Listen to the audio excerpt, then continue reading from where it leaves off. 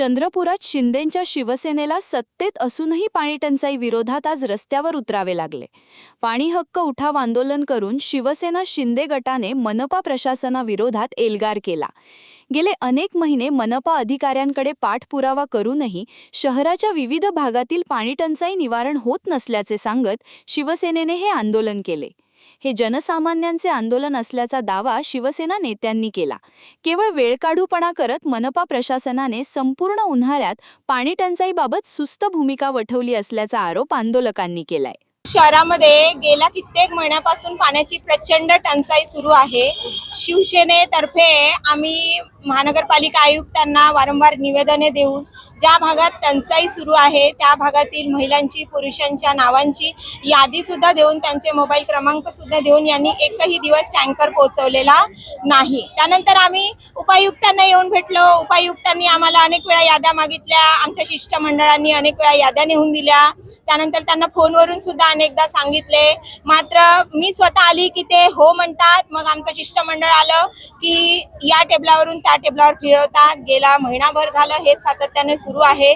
म्हणून मग आमच्या महिला संतप्त झाल्या आणि म्हणाल्या की ताई याचा आपल्याला परमनंट तोडगा काहीतरी काढावा लागेल आणि तो तोडगा फक्त एक आंदोलन केल्याने होऊ शकणार नाही. त्याचा वर्षभर पाठपुरावा करणं आवश्यक आहे. कारण आता पावसाळ्याची जर सुरुवात होत आहे आणि पाऊस पडला की महिनाभरात पाण्याची पातळी वाढेल. पुन्हा महानगरपालिकेला पाण्याच्या प्रश्नाचा विसर पडेल. तो विसर पडू नये म्हणून आम्ही वर्षभराकरिता शिवसेनेतर्फे एक शिष्टमंडळ नियुक्त केलेलं आहे. ते शिष्टमंडळ दर 8 दिवसांनी महानगरपालिकेमध्ये येऊन याचा पाठपुरावा करणार आहे आणि पुढच्या वर्षीचा उन्हाळा सुरू व्हायच्या आधीच या टंचाईचं जास्तीत जास्त प्रमाणात सोल्युशन निघालेलं पाहिजे. याकरिता आम्ही पाठपुरावा करणार आहोत. जय भवानी. आमची सत्ता जरी असली पण महानगरपालिकेला आम्ही निवेदन यापूर्वी दिलेलं आहे आणि निवेदन दिल्यानंतरही सोल्युशन निघत नाही आहे. पाणी टंचाई एवढ्या मोठ्या प्रमाणात आहे की नागरिकांना पाणी मिळत नाही. 2 वेळचं पाणी सुद्धा मिळून राहिलं नाही. आम्ही निवेदन देताना टँकरचा पुरवठा करावा असं महानगरपालिकेला सांगितलं होतं, आयुक्तांना सांगितलं होतं आणि तशी लिस्ट सुद्धा दिली होती की कोणत्या एरियामध्ये आपल्याला टँकरची खूप आवश्यकता आहे. तरी सुद्धा त्यांनी कोणताही तिथं मदत केलेली नाही. त्यामुळे आज आम्हाला हे आंदोलन करावं लागलं आणि हे आंदोलन जरी आम्ही सत्तेमध्ये असलं तरी हे जनसामान्यांसाठी आंदोलन आहे.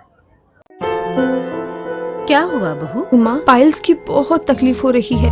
तो तुम गुदरोग सर्जन के पास क्यों नहीं गई? देखो, जैसे हार्ट के लिए हार्ट स्पेशलिस्ट, ब्रेन के लिए ब्रेन स्पेशलिस्ट, तो पाइल्स के लिए पाइल स्पेशलिस्ट क्यों नहीं? स्त्री हो या पुरुष, टॉयलेट में तकलीफ केवल पाइल्स ही नहीं और भी कई प्रकार के गुदरोग तथा कैंसर भी हो सकता है.